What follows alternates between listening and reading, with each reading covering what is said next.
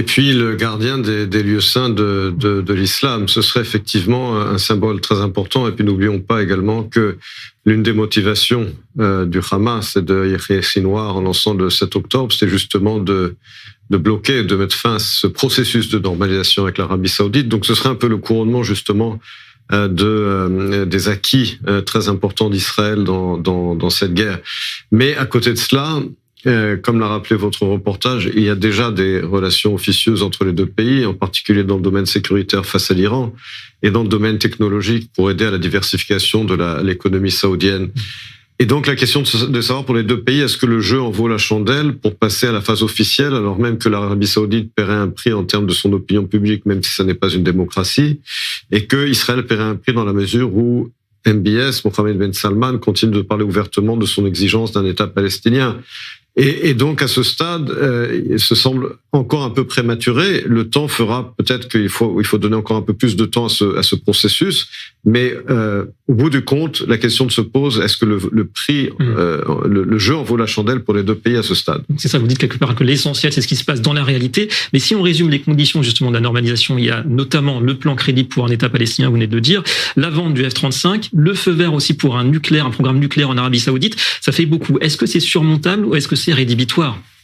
Alors d'abord, il faut comprendre que les avions, les F-35, le processus est très long. Il faut que ce soit ensuite approuvé par le Congrès, donc c'est pas demain matin que les avions vont être livrés.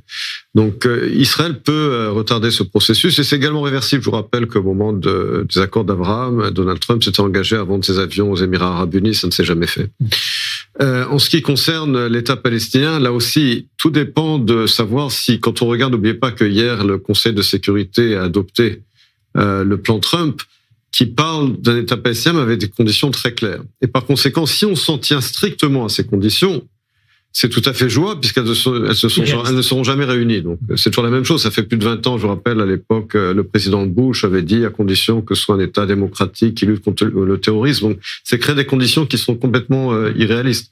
Donc si on s'en tient à ces conditions qui ne seront jamais réunies, ça peut être jouable.